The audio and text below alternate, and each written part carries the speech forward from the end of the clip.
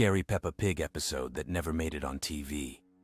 It was a perfectly ordinary Tuesday morning when Peppa woke up in her bedroom, but something felt different. The sunlight streaming through her window seemed dimmer than usual, casting strange shadows that moved independently of the clouds outside. As she walked downstairs for breakfast, she noticed that all the family photos on the wall had changed. In every picture, the smiles were just a little too wide, the eyes a little too bright, and everyone was looking directly at her. Mummy Pig was in the kitchen making breakfast, but when she turned around, her face was exactly the same as always, yet somehow completely wrong. Her smile stretched from ear to ear, never wavering, never blinking. "Good morning, Peppa," she said in her usual voice, but the words seemed to echo from somewhere far away. "Would you like some breakfast, dear?" The pancakes on the plate were perfectly round, perfectly golden, and they never seemed to get cold. George was already at the table playing with his toy dinosaur, but the dinosaur's roar sounded different today. Instead of the cheerful grrr it usually made, it produced a low, haunting sound that seemed to come from deep underground. George himself sat perfectly still, his eyes fixed on something behind Peppa that she couldn't see. When she turned around, there was nothing there, but she could feel something watching her. Daddy Pig came down the stairs, his heavy footsteps echoing through the house in a rhythm that didn't quite match his movement. "Time for school, Peppa," he announced cheerfully, but his voice had a hollow quality, as if it was coming from inside a deep well. His glasses reflected not the kitchen around them, but something else entirely. A place with twisted trees and a sky the color of old blood. The walk to school felt longer than usual. The familiar houses along the way looked the same, but their windows were all dark, and behind each one, Peppa could see the faint outline of figures watching her pass. The other children were walking to school too, but they all moved in perfect synchronization, their steps matching exactly, their heads turning to look at her at precisely the same moment. At school, Madame Gazelle greeted the children with her usual warm smile, but today her eyes were completely black, like deep pools of water at night. "Today, children, we're going to learn about shadows," she announced. "Did you know that shadows can exist without the things that cast them?" As she spoke, the shadows in the classroom began to move on their own, stretching and twisting across the walls like living things. During playtime, Peppa noticed that the playground equipment cast shadows that didn't match their shapes. The slide's shadow looked like a giant mouth. The swing's shadows resembled reaching hands, and the roundabout's shadow formed a perfect spiral that seemed to pull your eyes deeper and deeper into its center. The other children played as normal, but their laughter sounded like it was coming from underwater. When Peppa looked in the bathroom mirror during lunch, her reflection was delayed by just a fraction of a second. She would move her hand, and a moment later, her reflection would follow. But sometimes, her reflection would move first, showing her what she was about to do before she decided to do it. The reflection's smile was always just a little wider than her own. The afternoon brought art class, where they were supposed to draw their families. But no matter what Peppa tried to draw, the crayons would only make pictures of the same thing. A house with too many windows, all of them dark, and in each window, the silhouette of someone waving. The other children's drawings were identical to hers, down to the smallest detail, even though they were all drawing with different colored crayons. As the school day ended, Peppa realized that the sun hadn't moved in the sky at all. It hung in exactly the same position it had been in that morning, casting the same strange shadows that moved independently of their sources. The walk home felt like walking through a dream where everything was familiar, but nothing was quite right. Back at home, the family gathered for dinner, but the food on their plates kept changing when no one was looking directly at it. One moment it would be spaghetti, the next it would be fish fingers, then back to spaghetti again. Everyone ate with the same mechanical movements, chewing in perfect unison, their eyes never leaving Peppa's face. That night, as Peppa lay in her bed, she could hear whispers coming from the walls themselves. They spoke in voices she almost recognized, saying words she almost understood, telling her secrets about the world that she wasn't sure she wanted to know. The whispers grew louder and more insistent as the night wore on, until finally she realized they weren't coming from the walls at all. They were coming from inside her own head, and they had always been there, waiting for her to finally listen. Scary Peppa Pig episode that never made it on TV. It was a perfectly ordinary Tuesday morning when Peppa and George woke up in their bedroom. The sunlight streaming through their window seemed dimmer than usual, casting strange shadows across the yellow walls. Peppa looked at herself in the mirror and noticed something odd. Her reflection seemed to move just a fraction of a second after she did. Downstairs, Mummy Pig was preparing breakfast in the kitchen. Her usual cheerful humming had a hollow echo to it, and when she turned to greet the children, her eyes appeared darker than normal. George bounced down the stairs, clutching his favorite dinosaur toy, but the plastic eyes of the dinosaur seemed to follow every movement in the room. Outside, the neighborhood looked exactly the same as always, yet something felt fundamentally different. The houses had the same bright colors, but their windows looked like empty eye sockets staring back at them. When Susie Sheep arrived to play, her movements seemed slightly jerky, and her laughter echoed in ways that made the air feel thick and uncomfortable. More friends gathered: Pedro Pony, Rebecca Rabbit, and Candy Cat. Pedro's eyes never seemed to blink. Rebecca's ears twitched at sounds no one else could hear, and Candy Cat purred continuously, even when she wasn't speaking. The children decided to play hide-and-seek inside Peppa's house, but the hallways seemed longer than they remembered. Peppa began counting, her voice creating multiple echoes that seemed to come from different directions. 1, 2, 3. Each number hung in the air longer than it should have. The counting continued, but now there were voices counting along with her. Voices that sounded exactly like hers but came from somewhere else entirely. As evening approached, the family gathered in their living room. The familiar green walls and purple furniture looked the same, but shadows gathered in corners where there had never been shadows before. When they spoke, their voices seemed to come from slightly behind them, as if someone else was speaking their words just a moment after they thought them. That night, as Peppa and George lay in their beds, they could hear George's rhythmic breathing. But when Peppa looked over at her brother, she saw that his eyes were glowing softly in the darkness, and his breathing continued, even though his mouth wasn't moving. She closed her eyes tightly, trying to sleep, but she could feel that something fundamental had changed in their world. Everything looked the same, everyone acted the same, but nothing was quite right anymore. The colors were the same bright yellows and pinks, the voices were the same cheerful tones, but underneath it all was the growing realization that this might not be their real home at all. Peppa wondered if this strange, slightly wrong version of her life was now permanent, or if somewhere out there, the real world was still waiting for them to find their way back. As she drifted off to sleep, she wondered what tomorrow would bring in this place that looked like home but felt like something else entirely.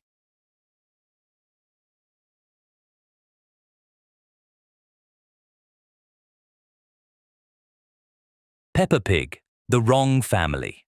Peppa woke up one morning, just like always. The sun was shining through the curtains, birds chirped outside, and George was softly snoring next to her. Everything seemed normal. She stretched, hopped out of bed, and walked to the kitchen. Mummy Pig was frying pancakes. Daddy Pig sat at the table with a newspaper. George was already eating. Everything was just as usual.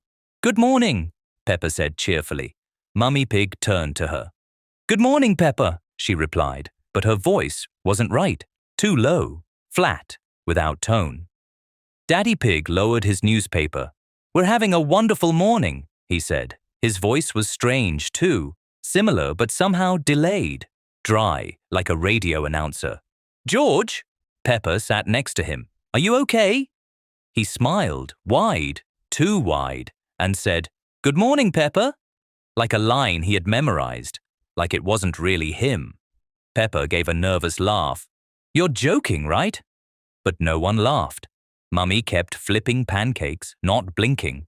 Daddy turned another page, still not blinking. George just stared at her. "Why aren't you blinking?" Peppa whispered. We blink when you're not looking, Mummy said, in that same unfamiliar voice. Peppa jumped up and ran out of the kitchen. Her heart was pounding. She ran to the hallway mirror and froze. Behind her, in the reflection, stood Mummy, Daddy, and George. But their faces were off, slightly warped as if drawn too quickly. The smiles didn't fade, and their eyes were completely black. She spun around, and no one was there. When Peppa returned to the bedroom, George was sitting on the bed, softly repeating, "Good morning, Peppa. Good morning, Peppa." Again and again. "Who are you?" she whispered. "What did you do to my family?" Daddy Pig stood in the doorway. "We are your family," he said. "We always have been." Mummy Pig stepped up behind her. "Just don't ask questions." The next morning, Peppa woke up before George. She checked his face, quietly held up a mirror. In the reflection, his eyes were missing. Just black voids. Since then, she pretends everything is fine. She eats breakfast, plays, answers questions. But at night, she hears something in the kitchen speaking in her voice, repeating, "Good morning, Peppa," even if it's still the middle of the night. Scary Peppa Pig episode that never made it on TV. It was a Tuesday morning when Peppa and George woke up to find their house completely silent. No sounds of Mummy Pig making breakfast, no humming from Daddy Pig. The children called out, but only echoes answered from the empty rooms. As they walked through the house, they noticed something strange. All the family photos on the walls showed only empty frames, as if their parents had vanished from the pictures themselves. The kitchen was set for breakfast, but the food was cold and untouched. George pointed to the window. Outside, their neighbors were standing in their gardens, perfectly still like statues. Mrs. Rabbit, Mr. Bull, even Susie Sheep's family, all frozen with their backs turned to Peppa's house. The children went outside to investigate. The moment they stepped through the front door, they felt a strange chill. The whole neighborhood was eerily quiet. No birds singing, no sounds of life anywhere. As they walked down the street, every house looked exactly the same as theirs, windows dark, doors slightly ajar. Peppa called out to their friends, but her voice seemed to disappear into the air. At the end of the street stood a figure that looked exactly like Daddy Pig, but something was wrong. He was facing away from them, standing perfectly still, swaying slightly as if he were hollow inside. Peppa approached cautiously, calling "Daddy," but when the figure slowly turned around, they saw that while it had Daddy Pig's glasses and clothes, its face was completely blank. No eyes, no mouth, just smooth pink skin. More figures began appearing from behind houses and trees. Mummy Pig, Grandpa Pig, Granny Pig, all walking slowly toward Peppa and George with that same blank, featureless face. Their movements were stiff and unnatural. Peppa grabbed George's hand and they ran back toward their house, but the blank figures were following them. The children could hear a strange humming sound growing louder, coming from all the faceless figures at once. They reached their front door and slammed it shut, breathing heavily. But when they turned around, they realized they were no longer in their familiar home. Everything felt wrong, as if they were looking at a perfect copy. George started crying and Peppa tried to comfort him, but then she noticed something terrifying. In the mirror hanging in their hallway, she could see their reflection clearly, but behind them stood all the blank figures. The humming sound was getting closer, coming from inside the house now. The figures in the mirror were moving, reaching out toward their reflections. She grabbed George and they ran upstairs to their bedroom. In their bedroom, they hid under the covers. But the humming was now so loud, it seemed to come from inside their heads. When Peppa finally gathered courage to peek out, she saw that in the mirror, George's reflection had no face. She looked at her own reflection and watched in horror as her features slowly began to fade away, starting with her smile, then her eyes, until she too became one of the blank figures. The humming stopped, and everything became silent. Peppa Pig, the guest with no mouth. It was a normal evening. Daddy Pig was reading the newspaper, Mummy Pig was knitting, and George was playing with his dinosaur. But when Peppa walked into the living room, he was already there. Sitting on the sofa, between Daddy and the armchair, was a guest, a stranger, very tall, with a smooth, bald head and very large, round eyes. He didn't speak, didn't move. He just stared. "Who's that?" Peppa whispered. "Oh, Peppa," Mummy smiled. "That's our guest. He's been here since morning." "I don't remember him." "You probably just didn't notice," Daddy Pig replied. "He's very quiet." The guest didn't say a word. He just watched. His eyes were open far too wide, as if he couldn't blink. His face, smooth, with no mouth, no wrinkles, only emptiness and silence. Peppa sat next to George, but she couldn't stop watching the guest. Something was wrong. He didn't breathe. He didn't twitch. But every time she looked away, he seemed a little closer.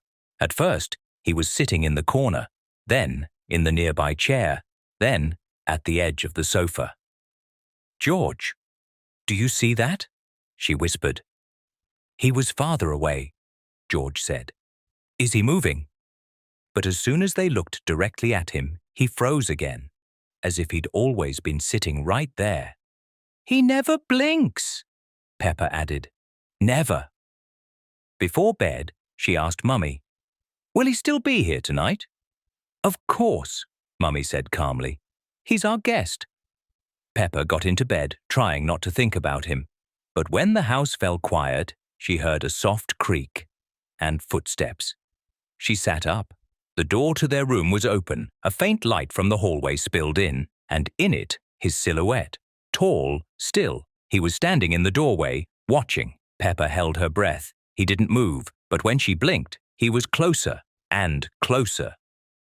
"George, wake up." But George was asleep. When Peppa looked at the door again, he was gone. She slowly turned her head. He was standing by the bed, but now his face had changed. Where there was once nothing, now there was a slit, slowly opening, and inside, no teeth, just darkness, endless, pulling darkness.